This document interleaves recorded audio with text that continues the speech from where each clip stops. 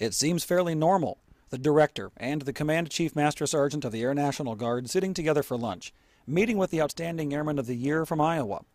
Truth is, these two senior leaders don't get as much time together as you would think.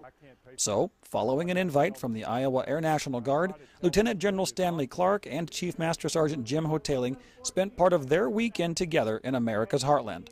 They visited the newly remissioned 132nd Wing in Des Moines and the 185th Air Refueling Wing in Sioux City. Chief Hoteling and I thought, because the unit's going through a big conversion and there's some great airmen to recognize, we would come here together and have an opportunity to observe the unit, talk to members, get some questions, recognize some outstanding performers.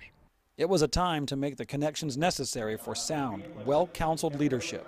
When we're in a world of policy decisions, when we're in a world of making financial decisions, all of those things, we don't know the ramifications unless we talk to the real warfighters that are on the ground performing the mission.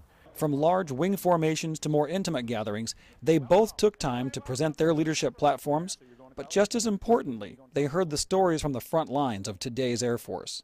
They encouraged Iowa's young airmen to blaze new paths, hone their skills, demand their voices be heard by senior leaders, and how they developed their own sense of duty and responsibility.